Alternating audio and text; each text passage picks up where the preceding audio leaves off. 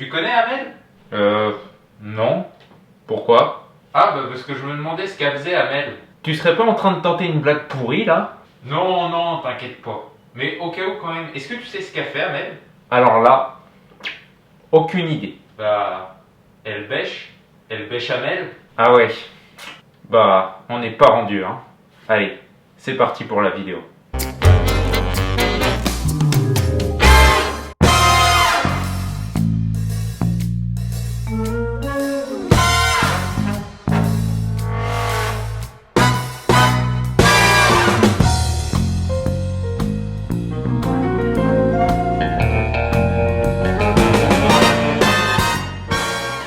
Comme vous l'avez sûrement deviné à travers le titre et cette petite introduction, aujourd'hui on va réaliser une recette de base en cuisine, la sauce béchamel.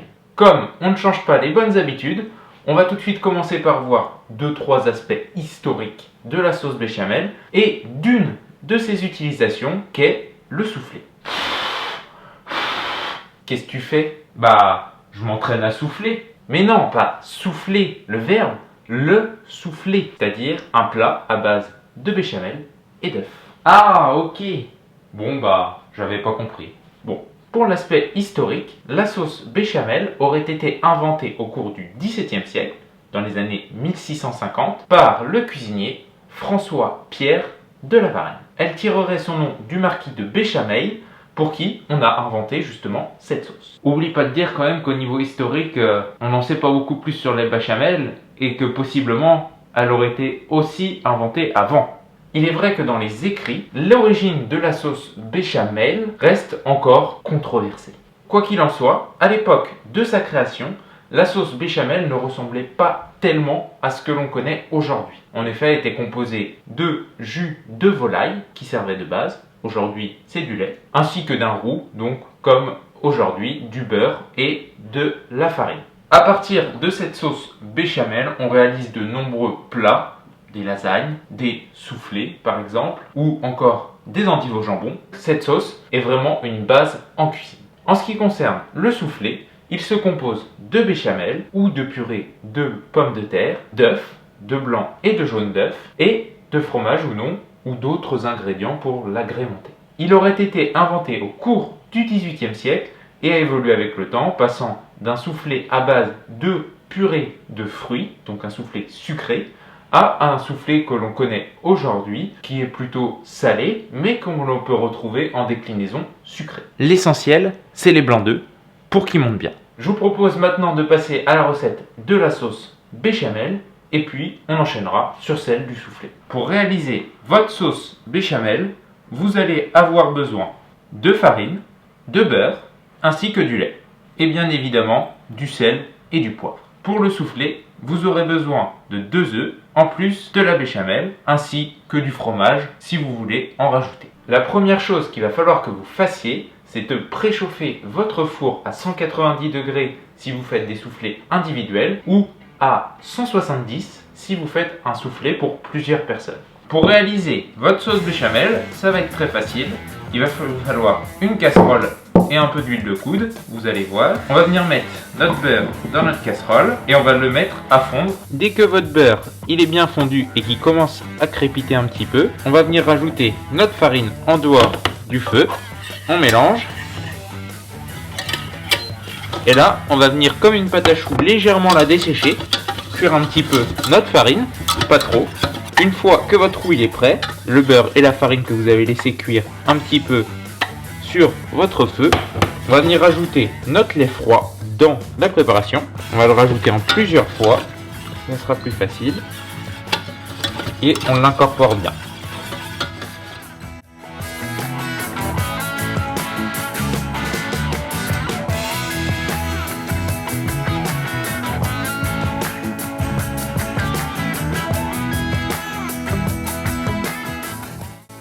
Une fois que votre sauce est le bout et que vous avez rajouté tout votre lait, vous pouvez bien sûr en rajouter un peu plus si vous voyez qu'elle est trop épaisse. Et bien, votre sauce, elle doit avoir cette texture, vous voyez, quelque chose d'assez crémeux, donc pas trop liquide, pas trop épais. Si vous voulez réaliser un soufflé au fromage à partir de cette sauce, et bien vous pouvez rajouter dedans un petit peu de gruyère ou de comté et on va pouvoir passer justement à la réalisation du soufflé grâce à cette sauce béchamel. Allez, c'est parti. J'allais oublier, n'hésitez pas à ce moment-là à assaisonner votre sauce, du sel, du poivre. Si vous rajoutez du fromage, diminuez un petit peu l'assaisonnement puisque votre fromage il va rapporter quand même pas mal de sel dans votre sauce. Pour les soufflés, j'ai choisi de les réaliser, vous voyez, dans des petits moules comme ceci. On va tout de suite commencer par venir les beurrer. Et ensuite, une fois que vos moules ils sont bien beurrés, on va venir séparer les blancs des jaunes de nos œufs. Nos jaunes, dès que vous êtes prêts à manger, on va les mettre dans notre sauce béchamel. Attention cependant, il faut que votre sauce béchamel elle soit légèrement refroidie, sinon ça va cuire directement vos jaunes et ça donnera pas un beau résultat. Une fois que vous avez séparé les blancs des jaunes et rajouté vos jaunes dans votre sauce béchamel, vous voyez elle a pris une teinte un peu plus jaune orangé. On va venir monter nos blancs en neige, soit avec un robot ou avec un fouet, et les incorporer dans notre sauce.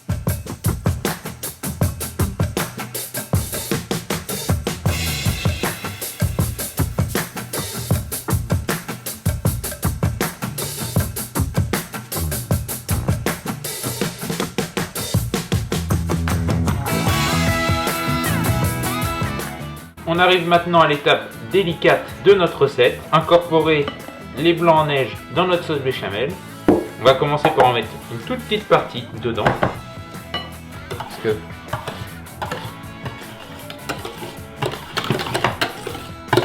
là on mélange bien.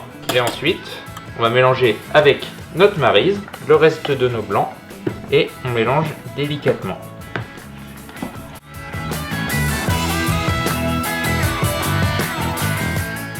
Une fois que vos blancs en neige ils sont bien incorporés dans votre sauce béchamel, on va venir couler ça dans nos moules, très délicatement, pour éviter d'en foutre partout comme moi. Et on va venir enfourner pendant environ un quart d'heure pour les individuels, une demi-heure si c'est un grand format, dans notre four chaud. Allez, on se retrouve après la cuisson pour voir si nos soufflés ont soufflé. Attention, chaud devant. Les soufflés ont soufflé. Alors, dès que vous les sortez du four, il faut se dépêcher de les manger parce que ça retombe très vite. Mais regardez à l'intérieur, vous voyez, on a vraiment quelque chose de très crémeux. Regardez l'intérieur. Aïe aïe aïe. Vous voyez, c'est vraiment très crémeux, mais ça retombe très vite. Donc il ne faut pas tarder à les manger. En attendant, je vous dis merci d'avoir suivi la vidéo. Laissez un j'aime si vous avez apprécié, n'hésitez pas à la partager, à vous abonner. Dans les commentaires, proposez si vous avez des idées de recettes. En attendant, je vous dis à une prochaine. A plus!